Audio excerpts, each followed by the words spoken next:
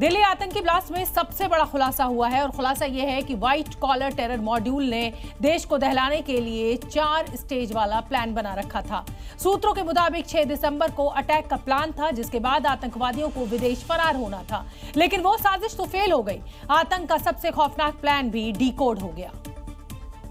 White collar terror brigade ने देश को दहलाने के लिए अपनी एक अलग आतंकी आर्मी तैयार करने की लंबी चौड़ी प्लानिंग कर रखी थी और इसके सबसे अहम मोहरे शाहीन, उमर, मुजम्मिल और आदिल थे। पाकिस्तान में बैठे हैंडलर्स की मदद से इन आतंकियों ने 4 स्टेज वाला ब्लूप्रिंट बनाया था। इस ब्लूप्रिंट के मुताबिक पहला स्टेज था देश भर में आतंकवादियों की आर्मी तैयार करना, जिससे पूरे देश को दहलाया जा सके। दूसरे प्लान में आतंकी आर्मी में शामिल आतंकियों को हमले के लिए तैयार करना था। स्टेज 3 में विस्फोटक में टाइमर से शक्तिशाली आईडी बनाए जाने थे। इसके बाद सबसे ज्यादा फोकस स्टेज 4 था, जिसमें देश के 4 जोन में सीरियल ब्लास्ट कराए जाने थे। खुलासा तो ये भी हुआ है कि कुछ जगहों पर फिदायीन हमले भी होने थे और इसके लिए आतंकियों को 2-2 के ग्रुप में भेजा जाना था, लेकिन आतंकी अपने मंसूबों में आगे बढ़ पाते उससे पहले ही आतंकी फैक्ट्री का भंडाफोड़ हो गया। डी गैंग के कई मेंबर अरेस्ट हो गए तो 2900 किलो विस्फोटक भी जब्त कर लिया गया। दिल्ली ब्लास्ट की जांच में एजेंसियों को एक बड़ा इनपुट मिला है और अब इस मामले में एक्स और वाई महिलाओं की एंट्री भी हो गई है। सूत्रों के मुताबिक आतंकवादी शाहीन उर्फ मैडम सर्जन को 2 नंबर से मैसेज आते थे, जिन्हें शाहीन ने एक्स और जेड नाम से सेव कर रखा था। इन्हीं नंबर से मैडम सर्जन को ऑर्डर दिया जाता था कि आगे अब क्या करना है। इस बात का खुलासा शाहीन की व्हाट्सएप चैट से हुआ है। मतलब दिल्ली ब्लास्ट की प्लानिंग कुछ दिनों से नहीं बल्कि महीनों से चल रही थी कि कैसे इस आतंकी साजिश को अंजाम देना है, जिसमें मैडम सर्जन यानी शाहीन सईद मुख्य भूमिका में थी। इस बात का खुलासा जांच एजेंसियों को खुफिया इनपुट से मिला है। सूत्रों के मुताबिक दिल्ली धमाके की आतंकी शाहीन सईद को 2 नंबरों से मैसेज आते थे, जिन्हें मैडम सर्जन ने एक्स और जेड नाम से सेव कर रखा था। इन्हीं नंबरों के जरिए शाहीन को ऑर्डर मिलते थे कि आगे क्या करना है। इस बात का खुलासा मैडम सर्जन के व्हाट्सएप से हुआ। शाहीन के साथ 2 और भी महिलाएं थी, जिनको शाहीन मैडम एक्स और मैडम जेड के नाम से बकायदा मैसेज करती थी। दिल्ली ब्लास्ट मामले में शाहीन उर्फ मैडम सर्जन ही मास्टरमाइंड नजर आ रही हैं, क्योंकि वो 3 से 4 बार पाकिस्तान जा चुकी थी। यही नहीं, पिछले 10 सालों से आतंकी संगठन जैश-ए-मोहम्मद से जुड़ी थी। दिल्ली ब्लास्ट मामले में जांच एजेंसियों को एक बड़ा इनपुट मिला है, क्योंकि इस मामले में एक्स और वाई महिलाओं की एंट्री हो गई है, जैसा कि मैं आपको बता ही चुकी हूं। और हम आपको बता दें कि लगातार सुरक्षा एजेंसियां लगी हुई हैं। जैश-ए-मोहम्मद की मैडम सर्जन यानी डॉक्टर शाहीन पर एक और सनसनीखेज खुलासा किया गया है।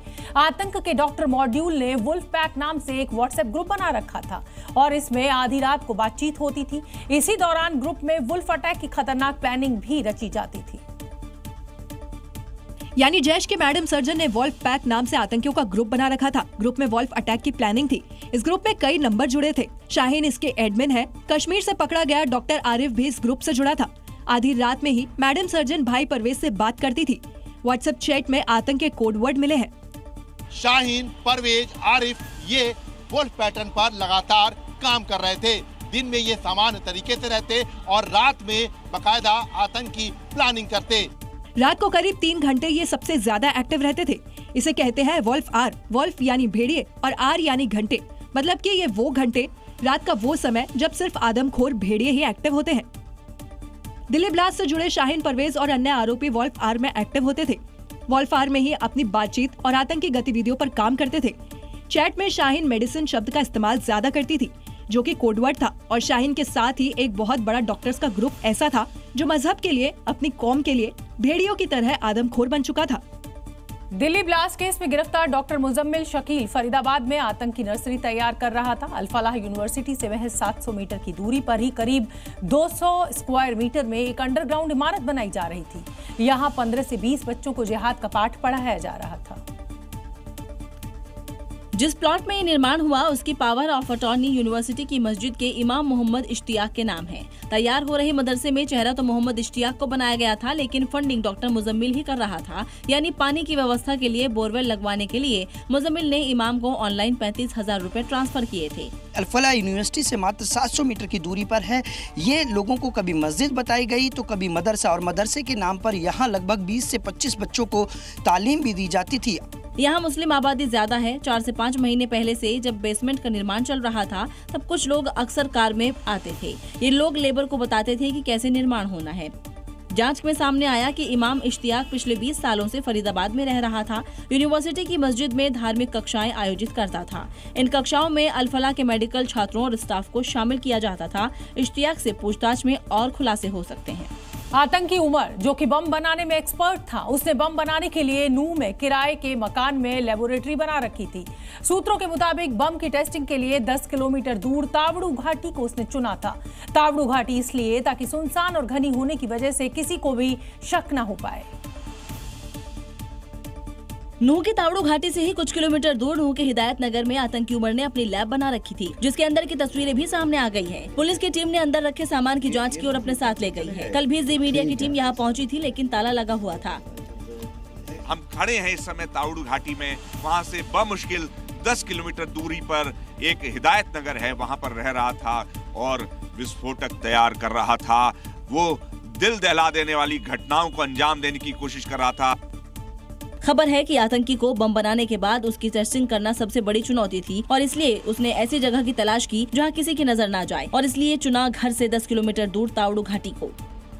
ये तावड़ू घाटी में किस जगह पर उसने विस्फोटक लगाकर अपना जो प्रयोग था, जो विस्फोटक तैयार किया था, वो क्या था, ये भी पता करने की खुफिया एजेंसियां कोशिश कर रही हैं।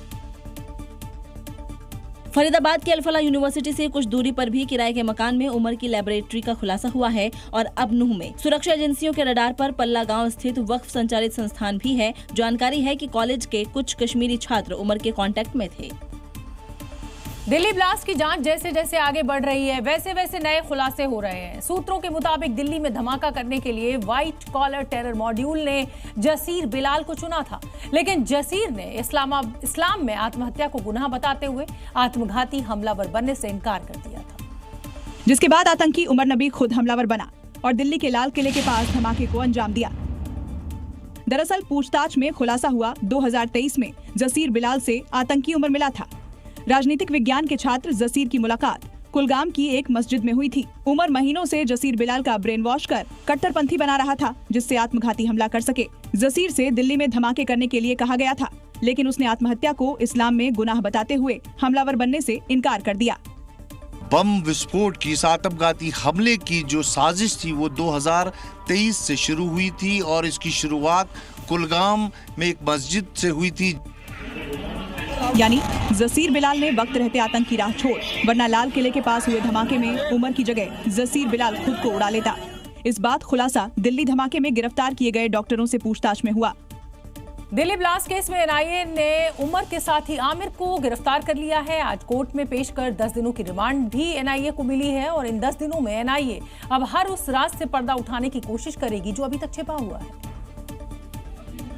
आमिर राशिद की गिरफ्तारी न सिर्फ एनआईए बल्कि पूरे केस के लिए बड़ी सफलता है, क्योंकि आमिर ही वो शख्स है जिसके नाम पर I-20 कार रजिस्टर है। केस एनआईए को हैंडओवर होने के बाद इसकी तलाश थी, जिसे कल रात गिरफ्तार कर आज पटियाला कोर्ट में पेश किया गया, जहां से उसे 10 दिन की एनआईए कस्टडी में भेज दिया गया है। आमिर किसके कहने पे आपने ये अटैक किया है? आमिर किसके कहने पे ये अटैक किया आपने? आमिर राशिद जम्मू कश्मीर का रहने वाला है और पेशे से प्लम्बर है। आमिर के इलेक्ट्रीशियन भाई उमर को भी अरेस्ट किया गया है। आमिर पर आरोप है कि उसने आतंकी उमर के साथ मिलकर दिल्ली ब्लास्ट की साजिश रची थी। एनआईए अब 10 दिनों के अंदर आमिर से वो राज उगलवाने की कोशिश करेगी जो सामने आना बाकी है। सबसे अहम आतंकियों के साथी और आकाओं के बारे में पता लगाना है, ताकि इस व्हाइट कॉलर टेरर मॉड्यूल को जड़ से खत्म किया जा सके। लेकिन इस ब्लास्ट वाली मिस्ट्री में डॉक्टर से लेकर प्लम्बर और इलेक्ट्रीशियन की एंट्री बता रही है कि आतंकियों का प्लान बहुत बड़ा था। फरीदाबाद के अल फलाह यूनिवर्सिटी पर बुलडोजर चलाने की तैयारी की जा रही है। जी हां, क्योंकि इस यूनिवर्सिटी में आतंकवादी साजिश रचने के खुलासे के बाद यूनिवर्सिटी के निर्माण में भी गड़बड़ियों की बात सामने आ रही है। यूनिवर्सिटी ने जमीन अधिग्रहण के दौरान कई नियमों को ताक पर रखा और खेती वाली जमीनों को खरीदा और रास्तों पर भी अवैध तरीके से कब्जा किया। यूनिवर्सिटी की संदिग्ध भूमिका की जांच के दौरान ये चौंकाने वाले तथ्य सामने आए हैं। 1990 में महज 30 एकड़ जमीन पर यहाँ इंजीनियरिंग कॉलेज का निर्माण हुआ था और महज 30 सालों में यहाँ 76 एकड़ में फैली एक यूनिवर्सिटी बन गई। आरोप है कि यूनिवर्सिटी ने अपने विस्तार के दौरान कई सरकारी और ग्रामीण रास्तों पर कब्जा किया, जिस वजह से ग्रामीणों को अपनी जमीनें मजबूरन बेचनी पड़ी, जिसके बाद यूनिवर्सिटी परिसर में तेजी से निर्माण होने लगा और बिना स्वीकृति, बिना मैप के कई इमारतें तैयार कर ली गई। आज इस यूनिवर्सिटी में इंजीनियरिंग वर्कशॉप, मोर्चरी, अस्पताल, girls hostel, boys hostel, dining hall, doctors के मल्टी स्टोरी आवास, एनाटॉमी और मेडिकल के बिल्डिंग मौजूद हैं। जिनमें से कई इमारतें जांच के दौरान अवैध तरीके से बनाई पाई गई और अब इन्हीं पर होने जा रहा है बुलडोजर एक्शन। दिल्ली ब्लास्ट और फरीदाबाद मॉड्यूल के खुलासे से जैश के व्हाइट कॉलर वाले नेटवर्क का तो खुलासा हुआ ही है, एक बेहद चौंकाने वाला सच भी सामने आया है। आतंकी संगठन अब पुराने हिस्ट्री शीटर आतंकियों की जगह जेनजी की भर्ती कर रहे हैं और इनका बैकग्राउंड भी पूरी तरह से क्लीन हो ये इंश्योर कर रहे हैं। जिनका परिवार एजुकेटेड हो और प्रोग्रेसिव हो, जो अपनी लड़कियों को भी पढ़ने की आजादी देता हो और जिन पर किसी तरह की आपराधिक और आतंकी गतिविधियों में शामिल होने का कोई पुराना रिकॉर्ड ना हो। अब पाकिस्तान द्वारा जो पाले गए आतंकी हैं, उनका एक नया पैटर्न जो है वो सामने आया है। आतंकवादी हैंडलर्स अपने दशकों पुरानी भर्ती प्रक्रिया बदल चुके हैं। पहले ऐसे लोगों को चुना जाता था जिनका संबंध आतंकियों से रहे हो, लेकिन इसके उलट अब साफ सुथरी छवि वाले प्रोफेशनल को चुना जा रहा है। ये जानकारी मिली है कि जितने भी जो डॉक्टर्स पकड़े गए हैं, उनका पुराना किसी भी तरह से आतंकियों से ना तो कोई राब्ता था, ना ही किसी तरह का ऐसा कोई रिकॉर्ड था। एजेंसियों ने ट्रैक रिकॉर्ड चेक किया तो डॉक्टर उमर मोहम्मद, डॉक्टर आदिल राथर और उनके भाई डॉक्टर मुजफ्फर राथर, डॉक्टर मुजम्मिल, इन सभी का कोई आपराधिक या देश विरोधी रिकॉर्ड नहीं मिला और हैंडलर्स का फोकस अब जेन जी पर भी है। दिल्ली के लाल किला ब्लास्ट के बाद जांच एजेंसियां अब एक्शन में हैं। एक के बाद एक बड़े खुलासे हो रहे हैं और खुलासों के केंद्र में है कश्मीर। वहां के कई डॉक्टर्स की भूमिका संदिग्ध पाई गई है। पीडीपी प्रमुख महबूबा मुफ्ती ने जब इन संदिग्धों का बचाव किया तो फिर असदुद्दीन ओवैसी भड़क गए। उनका गुस्सा भी जायज है। महबूबा मुफ्ती दिल्ली ब्लास्ट की निंदा करने की बजाय सियासत करने लगी, केंद्र सरकार को जिम्मेदार ठहराने लगी और इस दौरान कुछ ऐसा बोल बैठी जिस पर बवाल मचना तय था। आपने दुनिया को बोला कश्मीर में सब ठीक हो गया, मगर अब देखिए कश्मीर का मुसीबत जो हमारी थी वो परसों रेड फोर्ट लाल किले के सामने बोल पड़ी। जरा सोचिए महबूबा मुफ्ती किसकी बात कर रही हैं, जिन्होंने बेगुनाहों की जान ली, जिन्होंने देश विरोधी साजिश रची। अरे महबूबा जी, कश्मीरियों पर कोई सवाल थोड़े उठा रहा है, सवाल उन लोगों पर है जो देश को दहलाने की साजिश में शामिल थे। शायद यही कारण है कि महबूबा मुफ्ती के इस बयान पर ओवैसी भड़क गए। टेररिज्म की कोई जगह नहीं है, इसका पूरी तरह से कंडेम करना है और जिस तरीके से उन्होंने प्लानिंग की, कॉन्स्पिरेसी की, एलिज कॉन्स्पिरेसी की, ये सब बातें आ रही हैं, तो इसमें खुली साफ तौर पर हम उसका कंडेम करते हैं। महबूबा और ओवैसी दोनों मुस्लिम हैं, लेकिन एक को दिल्ली ब्लास्ट में कश्मीरियों की मुसीबत दिखती है तो दूसरे को आतंकवाद। संदिग्ध डॉक्टरों के प्रति महबूबा मुफ्ती की सहानुभूति है तो ओवैसी इस घटना की निंदा कर रहे हैं। बंगाल में राजभवन और टीएमसी सरकार के बीच का जो टेंशन है आज एक अलग ही लेवल पर पहुंचता दिखा जब एक टीएमसी सांसद के आरोप पर राज्यपाल सीवी आनंद बोस ने राजभवन को जांच एजेंसियों और पुलिस के लिए खोल दिया। इसके बाद से राजभवन और ममता बनर्जी सरकार के बीच तनाव फिर से एक बार चरम पर पहुंच गया है। इससे पहले कोलकाता पुलिस, बम स्क्वाड और सीआरपीएफ की टीम राजभवन पहुंची और राजभवन की तलाशी ली गई। स्नीफर डॉग्स तक की मदद इस जांच में ली गई। दरअसल राज्य सरकार और राजभवन के बीच जारी गतिरोध को लेकर टीएमसी सांसद ने राजभवन में बम बंदूक जमा करने का आरोप लगाया था। राज्यपाल के आगे बोलून যে রাজ্যপালের ভবনে যেন বিজেপির সমস্ত ক্রিমিনালদের যেন রাজভবনে না রাখে। ওই রাজভবনে বসে ক্রিমিনালদের রাখছেন আর সবাইকে একটা করে বন্দুক দিচ্ছেন আর বোমা দিচ্ছেন মেরে। हालांकि जांच में कुछ भी बरामद नहीं हुआ। Sniffer dogs were there, bomb squad was there. It was a joint operation between the state and central forces. Nothing has been unearthed. जिसके बाद अब राज्यपाल ने कानूनी कार्रवाई करने की चेतावनी दी है। उत्तर प्रदेश में समाजवादी पार्टी के कद्दावर नेता रहे आजम खान और उनके बेटे अब्दुल्ला आजम एक बार फिर सलाखों के पीछे पहुंच गए हैं। रामपुर की एमपी एमएलए कोर्ट ने दोनों को दोषी करार देते हुए 7 साल की कैद की सजा सुना दी है। लंबे वक्त से मुकदमों में घिरे आजम खान के लिए ये फैसला एक और बड़ा झटका है। रामपुर की एमपी एमएलए कोर्ट में फैसला सुनाया तो सपा नेता आजम खान और उनके बेटे अब्दुल्ला आजम दोनों के चेहरे उतर गए।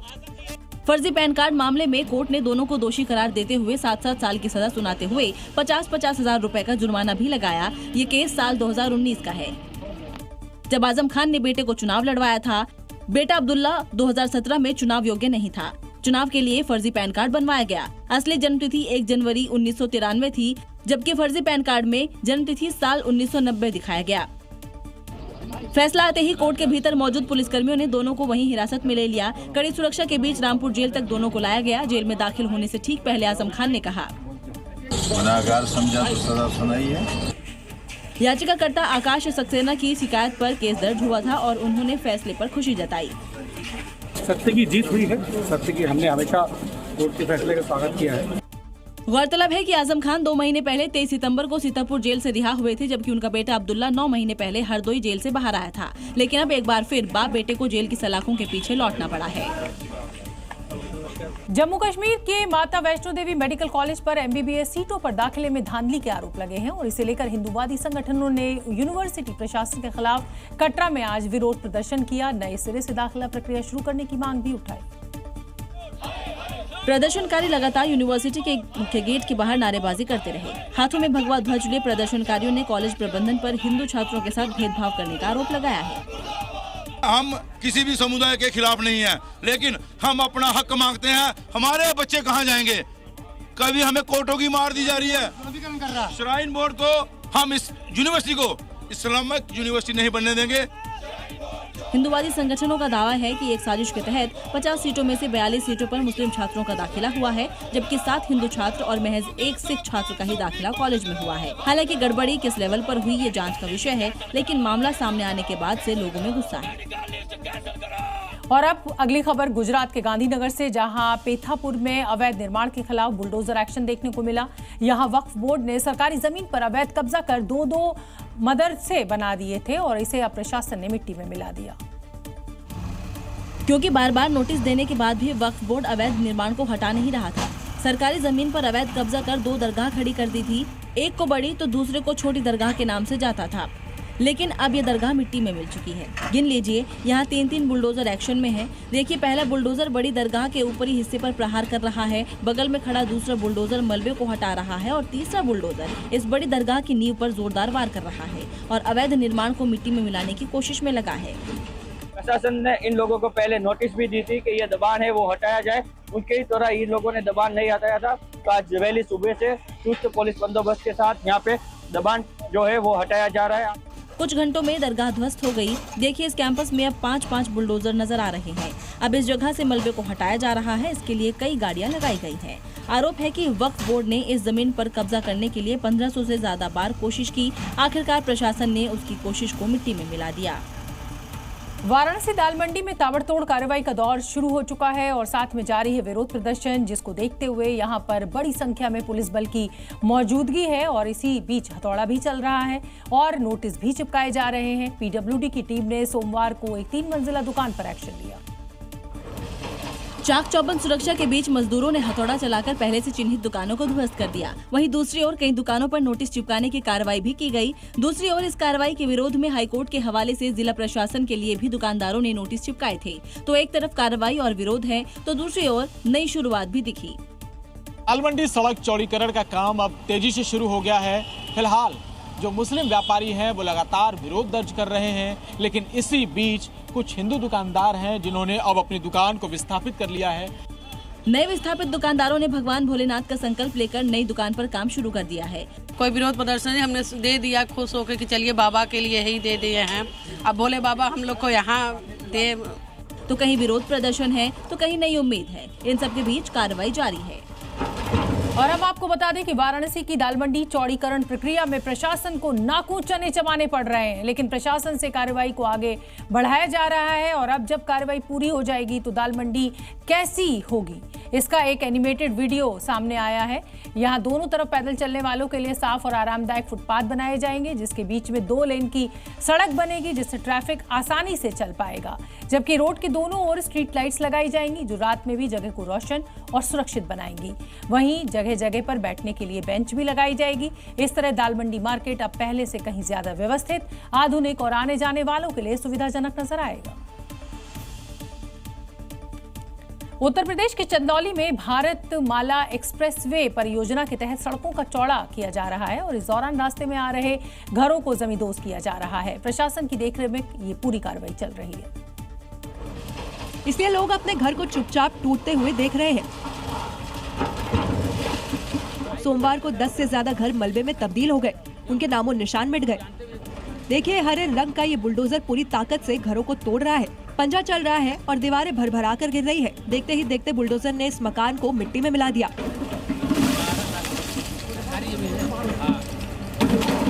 अब हर और मलबा बिखरा हुआ है। इस कार्रवाई से पहले लोगों को नोटिस भेजा गया, मुआवजे का भुगतान किया गया, कीमती सामान हटाने के लिए उन्हें पर्याप्त समय दिया गया। देखिए, इन घरों से लोग ग्रिल और किवाड़ खुद निकाल ले गए।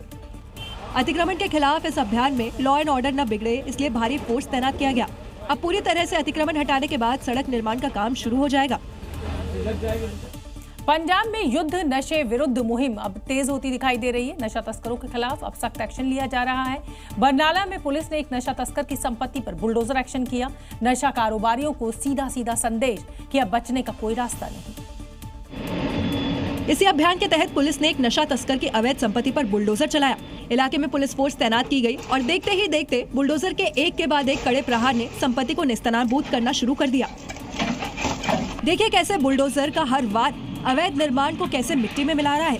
अवैध कमाई से बनाई गई ये प्रॉपर्टी लंबे समय से जांच के दायरे में थी। पुलिस के मुताबिक जिस आरोपी की प्रॉपर्टी गिराई गई है उसे पहले भी नोटिस जारी किया गया था।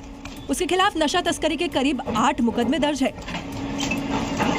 फिलहाल आरोपी जेल में बंद है और ये व्यक्ति पहले शराब तस्करी का काम करता था, बाद में धीरे धीरे नशा तस्करी का बड़ा सरगना बन गया। लेकिन बुलडोजर एक्शन से साफ है कि पंजाब में नशा तस्करों की अब न सिर्फ गिरफ्तारी होगी बल्कि उनकी अवैध कमाई पर भी प्रहार किया जाएगा। 14 नवंबर को बिहार के चुनाव नतीजे ऐतिहासिक रहे, लेकिन नतीजे आने के बाद देश की सत्ता में हमेशा अहम रोल निभाने वाला लालू परिवार आज एक ऐसे मुहाने पर खड़ा है, ये शायद ही किसी ने सोचा होगा। एक तरफ परिवार में आपसी कलेश ने भाई बहनों को अलग कर दिया, तो दूसरी ओर चुनाव में शानदार जीत का सेहरा पहने बीजेपी और जेडीयू लालू परिवार से सवाल पूछ रहे हैं। लेकिन लालू प्रसाद हैं, अपनी चुप्पी अभी वो साधे हुए हैं। इसीलिए लोग लालू प्रसाद की चुप्पी पर सवाल उठा रहे हैं और पूछ रहे हैं कि लाडली बिटिया को उनके सामने जलील किया गया, चप्पल से मारने की बात कही गई। 15 नवंबर से अब तक परिवार में काफी कुछ हो चुका, लेकिन उसके बाद भी लालू प्रसाद खामोश क्यों हैं? श्रीमान लालू प्रसाद यादव जिंदा लाश है और जिस व्यक्ति के जो शरीर बीमार हो उसको राजनीति में जबरदस्ती घसीटा जाए, इनके अपने कर्म के फल का परिणाम है।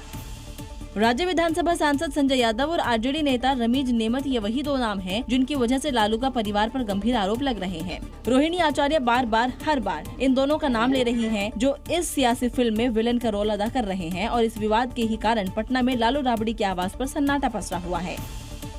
7 बेटियां 2 बेटों के साथ इस घर में रौनक रहती थी, चहल पहल रहता था, लेकिन आज आप देख लीजिए इस घर में सन्नाटा पसरा। रोहिणी आचार्य के बाद अब 3 और बहनें रागिनी, चंदा और राजलक्ष्मी भी अपने बच्चों के साथ दिल्ली चली गयीं। तेज प्रताप पहले ही घर से निकाल दिए गए हैं। अब बड़ी बेटी मीसा भारती माता पिता के साथ है। आज तेजस्वी के यहाँ भी इन्हें देखा गया, लेकिन सवाल अब भी वही है, लालू प्रसाद चुप क्यों है? बिहार चुनाव में एनडीए की प्रचंड जीत के बाद से ही सरकार के स्वरूप को लेकर चर्चाएं शुरू हो चुकी हैं। नीतीश कुमार को तो मुख्यमंत्री पद पक्का मिलने जा रहा है, लेकिन किस पार्टी को कितनी कैबिनेट की सीटें मिलेंगी और कौन से विभाग मिलेंगे, इसके लिए मंथन का दौर अब शुरू हो गया है। और अब खबर ये भी मिल रही है कि सरकार गठन का फॉर्मूला तय हो चुका है।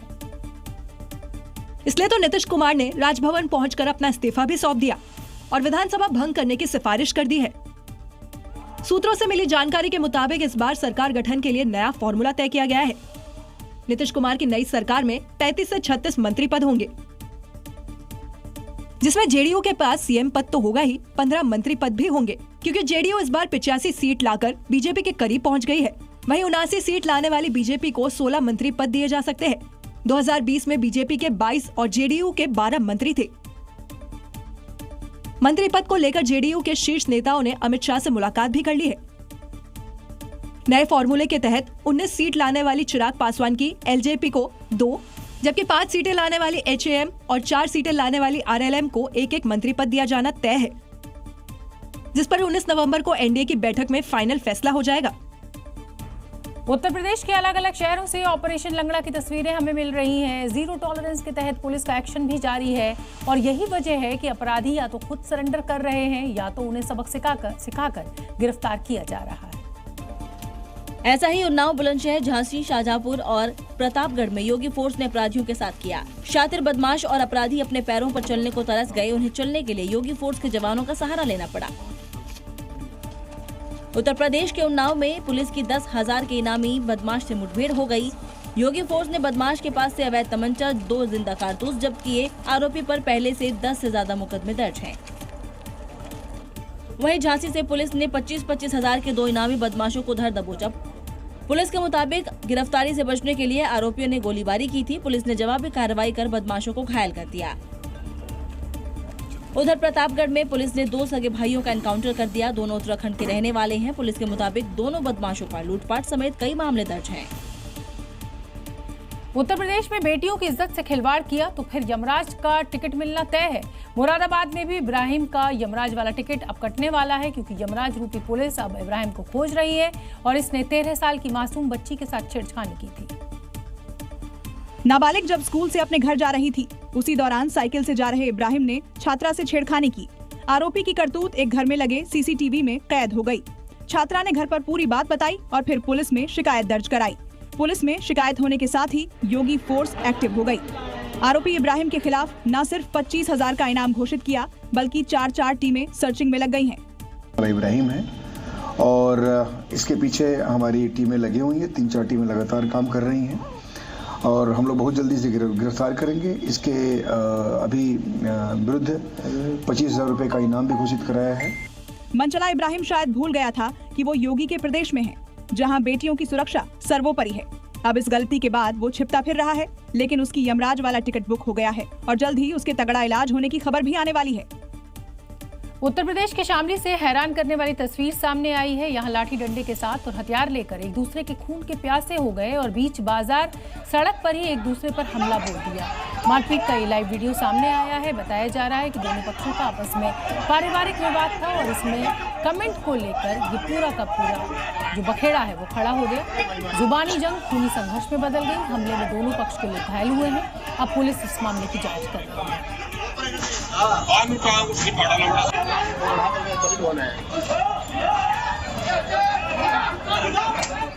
एक तरफ मुख्यमंत्री योगी आदित्यनाथ संभल के कायाकल्प की बात करते हैं, तो दूसरी तरफ कुछ लोग हैं जो शायद ऐसा नहीं होना देना चाहते और संभल पुलिस ने 2 लोगों को हिरासत में लिया है जो एएसआई को काम करने से रोक रहे थे। इससे लगता है कि दोनों आरोपी छांगुर जैसी डेंटिंग पेंटिंग मांग रहे हैं। दरअसल संभल की जामा मस्जिद में एएसआई की टीम को रोका जाता है। ये आरोप खुद एएसआई की टीम ने संभल पुलिस प्रशासन को बताए। दोनों ही मस्जिद की इंतजामिया से जुड़े हैं, लेकिन राजकीय काम में बाधा पहुंचाते हैं। इसको मेंटेन करना है, उसकी मेंटेनेंस नहीं करने दी जाती है, इसलिए राजकार्य में बाधा बार बार उत्पन्न की जाती है। इसमें हाफिज नाम का व्यक्ति उसको हिरासत में लिया गया और एक दूसरा कासिफ नाम का व्यक्ति है। हाफिज और काशिद शायद सीएम योगी की बरेली के छांगुर जैसी डेंटिंग पेंटिंग वाली वार्निंग भूल गए हैं, लेकिन योगी फोर्स नहीं भूली है। जो लोग इस प्रकार की गतिविधियों में लिप्त हैं, वे भी कान खोल करके सुन लें। देर सवेर छांगुर जैसे हाल तो उनके भी होने ही हैं। योगी फोर्स ऐसे लोगों की डेंटिंग पेंटिंग करेगी तो सीएम संभल को संभालने का काम करेंगे। संभल की समीक्षा बैठक में सीएम ने निर्देश दिए कि फेज वाइज संभल का विकास करें। पहले फेज में प्राचीन तीर्थों और कूपों का पुनरुद्धार कराएं। दूसरे चरण में म्यूजिक और लाइट के कामों पर फोकस करें। निर्देश बता रहे हैं कि संभल का विकास भी योगी के लिए सर्वोपरि है, लेकिन कुछ लोग विकास में खलल डाल रहे हैं। बांग्लादेश की पूर्व प्रधानमंत्री शेख हसीना को मौत की सजा आज सुनाई गई। ढाका के इंटरनेशनल क्राइम्स ट्रिब्यूनल ने उन्हें हत्या के लिए उकसाने और हत्या का आदेश देने में दोषी माना। पिछले साल अगस्त में बांग्लादेश में प्रदर्शन के दौरान हिंसा भड़की थी, जिसके बाद बांग्लादेश में प्रदर्शनकारियों ने जमकर उत्पात मचाया था। सड़क से लेकर संसद तक आगजनी और तोड़फोड़ की थी। अब कोर्ट ने तख्तापलट के दौरान हुई हत्या के लिए शेख हसीना को दोषी माना। इंटरनेशनल क्राइम्स ट्रिब्यूनल ने हत्याओं के लिए शेख हसीना को मास्टरमाइंड ठहराया।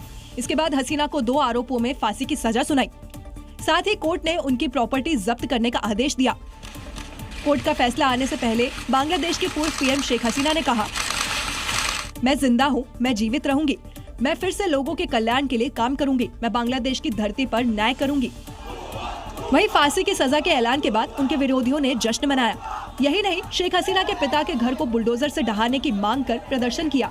इस दौरान प्रदर्शनकारियों की झड़प भी हुई, हालांकि किसी तरह हालात को काबू किया गया। बांग्लादेश में एक बार फिर तख्तापलट का खतरा मंडराने लगा है। भारी संख्या में जेनजी अब सड़कों पर उतर आए हैं। दरअसल बांग्लादेश में पूर्व प्रधानमंत्री शेख हसीना को कोर्ट से फांसी की सजा सुनाई गई थी और इसके खिलाफ लोगों ने मोहम्मद यूनुस के खिलाफ अब मोर्चा खोल दिया है। उधर तख्तापलट के डर से यूनुस सरकार ने प्रदर्शनकारियों को गोली मारने का आदेश दे दिया। इसके बावजूद प्रदर्शनकारी मानने को तैयार नहीं है। शेख हसीना के फैसले को लेकर बांग्लादेश में हिंसा जारी है। राजधानी ढाका में जेनजी ने यूनुस सरकार के खिलाफ मशाल लेकर प्रदर्शन किया और सरकार के खिलाफ जमकर नारेबाजी की।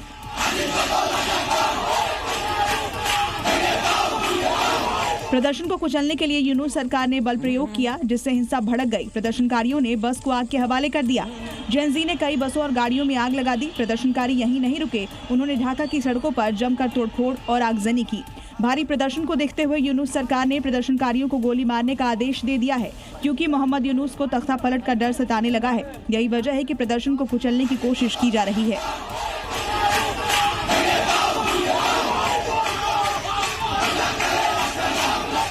सऊदी अरब के मक्का में एक भीषण सड़क हादसे में 42 भारतीयों की मौत हो गई है। ये भारतीय उम्रा के लिए मक्का गए हुए थे और इसी दौरान मदीना जाते वक्त इन हज यात्रियों की बस एक डीजल टैंकर से टकरा गई। इसके बाद निकली आग की लपटों ने पूरी बस को अपनी चपेट में ले लिया। हादसे के वक्त सभी यात्री नींद में थे और इसी वजह से किसी को बचने का मौका तक नहीं मिल पाया। इस हादसे में बस में सवार 43 लोगों में से 42 लोग जिंदा जल गए। मारे गए यात्रियों में अधिकांश यात्री हैदराबाद के थे, जो मक्का से अपना उम्राह पूरा कर मदीना जाने के लिए निकले हुए थे। बस में सवार सभी यात्री गहरी नींद में डूबे हुए थे। सोमवार की रात थी और वक्त हो रहा था रात के 1:30 बजे का। इसी दौरान उनकी बस एक डीजल टैंकर से टकरा गई। टक्कर होते ही टैंकर में तेल का रिसाव होने लगा और चिंगारी लगते ही पूरी बस में आग फैल गई। स्थानीय प्रशासन और आपातकालीन टीमें तुरंत घटनास्थल पर पहुंची और राहत और बचाव कार्य शुरू कर दिया, लेकिन आग की लपटों पर काबू पाते पाते सुबह हो गई। यही वजह है कि हादसे में बुरी तरह से झुलसने के बाद बचे हुए लोगों को भी बचाया नहीं जा सका। अफ्रीकी देश कांगो में दर्दनाक हादसे ने आज पूरे दुनिया को झकझोर कर रख दिया। यहाँ लुआलाबा प्रांत की एक कोबाल्ट खदान ढह गई और इस हादसे में 80 से ज्यादा लोगों की जान चली गई, जबकि कई लोग अभी भी लापता हैं। खदान ढहने से यहाँ ब्रिज भी बर्बाद हो गया। क्योंकि भारी बारिश की वजह से कोबाल्ट खदान अचानक ढह गई और लोगों को भागने तक का मौका नहीं मिला। इस भयावह घटना का वीडियो सामने आया। उसमें खदान के पास भारी संख्या में मौजूद लोग दिखाई दिए। तभी खदान का हिस्सा खिसकना शुरू हो गया। इसी बीच कोबाल्ट खदान का बड़ा हिस्सा ढह गया, जिससे वहां बड़ा गड्ढा हो गया। खदान ढहने से धूल का गुबार उठने लगा, जिससे वहां मौजूद लोगों को उसने चपेट में ले लिया। जिस किसी ने इस दृश्य को देखा उसकी रूह कांप गई। इस घटना से वहां अफरा तफरी मच गई। लोग अपनी जान बचाने के लिए भागने लगे।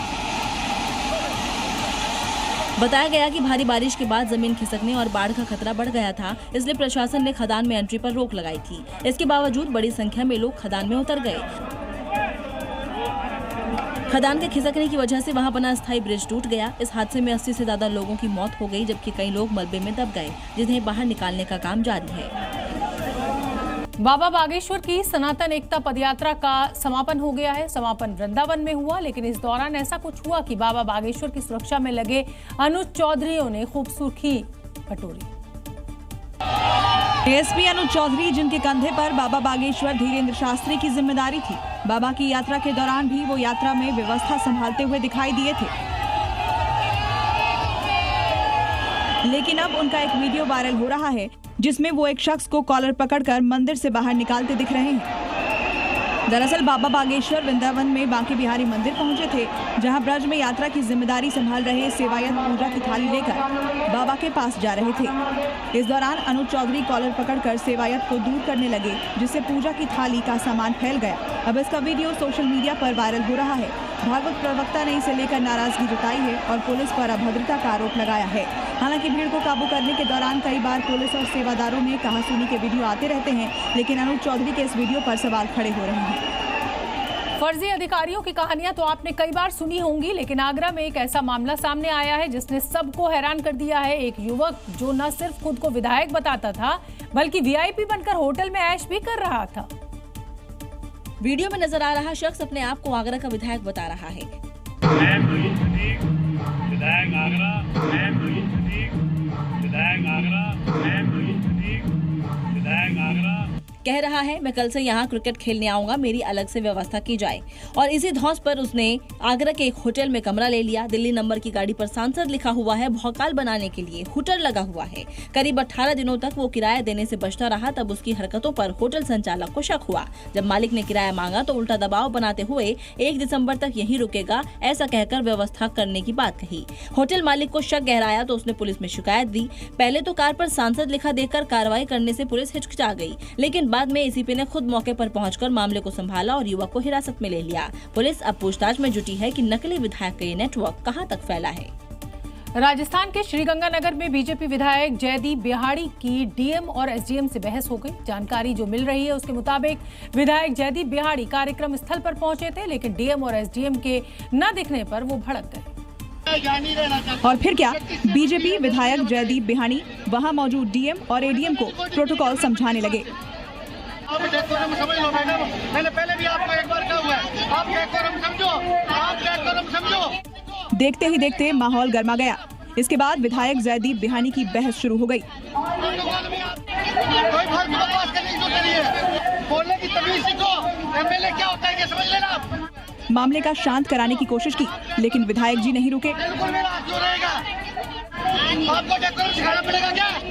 प्रोटोकॉल में आपका सीएसपी बताया गया कि आयोजन स्थल पर डीएम एडीएम नहीं दिखे, जिससे विधायक जयदीप बिहाड़ी भड़क गए। हालांकि अधिकारियों का दावा था कि वे कार्यक्रम स्थल पर पहले से मौजूद थे। सिस्टम में भ्रष्टाचार दीमक की तरह है। अधिकांश सरकारी विभागों में घूस के बिना कोई काम नहीं होता। इसका सबूत मध्य प्रदेश के मुरैना में देखने को मिला। यहाँ मेयर के सामने ही नगर निगम के कर्मचारियों के भ्रष्टाचार की पोल खुल गई। यहाँ मुरैना नगर निगम की बैठक चल रही थी, जिसमें एक युवक ने मेयर से घूसखोर अधिकारियों की शिकायत की और बताया कि बिना रिश्वत कोई काम नहीं होता। सबके सामने उसने फोन लगा दी। फिर क्या था, उधर से अधिकारी रिश्वत की रेट लिस्ट बताने लगा। अब अपन को क्या करना है, आपको देना 3,000 फोन पे कर दूंगा ना। इसके बाद सारा काम आप देख लो, कितने और लगेंगे और बता दो। तो के शर्मा जी के 10,000 से कम नहीं होंगे और 4,000 किसको देने हैं? ये बातचीत काफी लंबी चली। फोन पर निगम के अधिकारी ने रिश्वत के बंटवारे का पूरा हिसाब भी बताया कि किसे कितना देना है। ये सुनकर मेयर का चेहरा उतर गया। अब वो घूसखोर अधिकारियों पर कार्रवाई की बात कह रही है, लेकिन इस वीडियो ने नगर निगम के अंदर भ्रष्टाचार की पोल जरूर खोल दी। महाराष्ट्र के पालघर में 13 साल की छात्रा की इलाज के दौरान अस्पताल में ही मृत्यु हो गई। आरोप है कि स्कूल में बैग के साथ 100 उठक बैठक लगाने की सजा दी गई थी, क्योंकि मासूम का कसूर सिर्फ इतना सा था कि वो स्कूल 10 मिनट देरी से पहुंची थी। जिसके बाद स्कूल प्रशासन ने 13 साल की छात्रा को अमानवीय सजा दी। मासूम से 100 उठक बैठक यानी सिटअप्स लगाने के लिए कहा, वो भी बैग लाद कर। मासूम छात्रा ने किसी तरह 100 उठक बैठक लगा लिए, लेकिन घर पहुंचने के बाद वो बीमार पड़ गई। उसके माता पिता ने अस्पताल में भर्ती कराया। एक हफ्ते बाद 13 साल की बच्ची की मौत हो गई। घर वालों ने आरोप लगाया कि स्कूल में उठक बैठक की सजा मिलने के बाद बेटी उठ नहीं पा रही थी। यही नहीं, उन्होंने आरोप लगाया कि 100 सिटअप्स लगाने से ही बच्ची की मौत हुई। मामला सामने आने के बाद पुलिस एक्शन में आई। पुलिस ने इस मामले में केस दर्ज कर जांच शुरू कर दी है। कानपुर देहात और जयपुर में लगी भीषण आग ने रात को दहशत में बदल दिया। कानपुर में फैक्ट्री में आग लगने से आसमान लाल हुआ, तो जयपुर में काले धुएं का गुबार देखने को मिला। आग की खौफनाक तस्वीरें देख लोग यहां पर दहशत में आ गए। कानपुर में गद्दा बनाने वाली फैक्ट्री में आग लगी, तो जयपुर में पेपर मिल आग की लपटों के घिर गया। कानपुर देहात में गद्दा बनाने वाली एक फैक्ट्री में अचानक आग भड़क उठी और कुछ ही मिनटों में पूरी यूनिट आग की लपटों में घिर गई। आग इतनी भयानक थी कि पूरे इलाके में भगदड़ मच गई। लोग घरों से बाहर निकल आए और पूरा आसमान लाल रंग का दिखाई दिया। जानकारी मिलते ही फायर ब्रिगेड मौके पर पहुंची और घंटों की मशक्कत के बाद आग पर काबू पाया। हालांकि फैक्ट्री का बड़ा हिस्सा जल गया। उधर राजस्थान के जयपुर में चौमू इलाके में भगवती पेपर मिल के गोदाम में आग लग गई।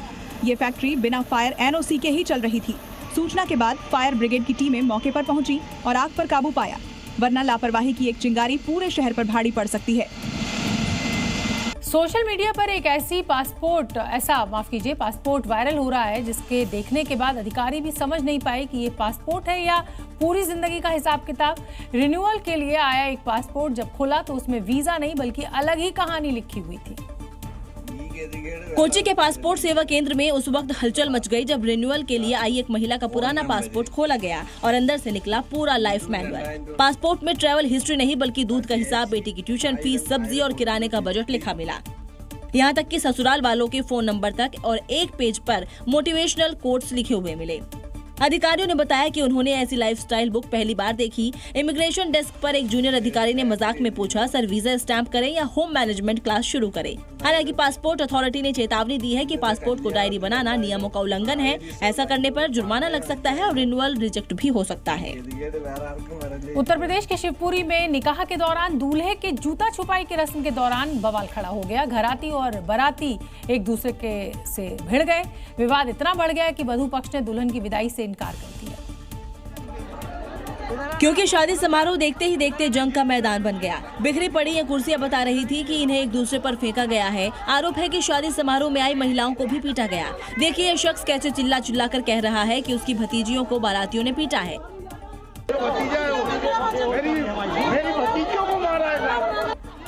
अब देखिए ये महिला फर्श पर लेटी हुई है। कई लोग इसे घेरे हुए हैं। आरोप है कि इस महिला को भी बुरी तरह से पीटा गया है। निकाह के दौरान जूता छुपाई की रस्म में नेक कम देने पर विवाद हो गया। देखते ही देखते दोनों पक्ष के लोग आपस में भिड़ गए। इस हिंसक झड़प में कई लोग घायल हो गए। सूचना मिलने के बाद पहुंची पुलिस ने दोनों पक्ष के लोगों को समझाया। एक समय को लड़की वालों ने निकाह से ही इनकार कर दिया, लेकिन पुलिस के समझाने के बाद ये निकाह की बाकी रस्में पूरी कराई गई। अब इस निकाह का वीडियो वायरल हो रहा है। अगली खबर का रुख करेंगे और अगली खबर आपकी सेहत से होने वाले खिलवाड़ से जुड़ी हुई है। नकली पनीर और मावा तो आप जानते ही हैं कि त्योहार खत्म होते ही इनसे तो छुटकारा मिल जाता है, लेकिन अब नकली आयोडीन नमक बेचे जाने का खुलासा हुआ है। मामला यूपी के गोरखपुर का है, जहां एक बड़े ब्रांड का नकली नमक धड़ल्ले से बेचा जा रहा था। छापेमारी में हुई नकली नमक की इस बरामदगी से हड़कंप मच गया। नमक बनाने वाली देश की सबसे बड़ी कंपनी के अधिकारियों ने जब गोरखपुर साहबगंज मंडी में छापा मारा तो 225 किलो नकली नमक बरामद हो गया। शिकायतें लगातार मिल रही थी, जिसके बाद कंपनी ने फूड डिपार्टमेंट से संपर्क किया और पुलिस के साथ जब मौके पर पहुंची तो मामले का खुलासा हो गया। इस नकली नमक की पैकिंग इतनी असली जैसी थी कि कंपनी के अधिकारी भी उसे देखकर चौंक गए। सोचिए आम लोगों इसे कैसे पहचानते। डॉक्टर की माने तो नकली नमक का सेवन कई गंभीर बीमारियों की वजह बनता है। इस खबर ने शहर के उपभोक्ताओं को सकते में डाल दिया है, जो न जाने कितने दिनों से नकली नमक का इस्तेमाल कर रहे थे। जयपुर के नाहरगढ़ में वैक्स म्यूजियम में अलग ही उत्साह देखने को मिला और इसी की वजह थी दुनिया के सबसे लंबे कद वाले युवक करण सिंह, जो अपने दोस्तों के साथ यहां पहुंचे और उनको देखते ही पर्यटकों ने उन्हें घेर लिया। जब मेरठ के रहने वाले 8.2 फीट के करण सिंह अपने दोस्तों के साथ म्यूजियम घूमने पहुंचे, जैसे ही गैलरी में दाखिल हुए हर तरफ कैमरे ही कैमरे नजर आए। पर्यटक और स्टाफ दोनों ही उनकी ऊंचाई और सादगी से प्रभावित दिखे। म्यूजियम की जीवंत प्रतिमाओं और बारीक शिल्प कला ने करण का ध्यान खींचा। उनकी मौजूदगी से म्यूजियम में उत्साह का माहौल रहा। पर्यटक एक एक कर उनके साथ तस्वीरें लेते नजर आए और करण भी मुस्कुराते हुए सबके साथ समय बिताते दिखे। कुल मिलाकर वैक्स म्यूजियम का ये दौरा न सिर्फ करण के लिए खास रहा, बल्कि वहाँ मौजूद हर शख्स के लिए भी एक अनोखा और यादगार पल बन गया। तो ये थी खबरें 7 बजे की। कल फिर होगी बात पते की। नमस्कार।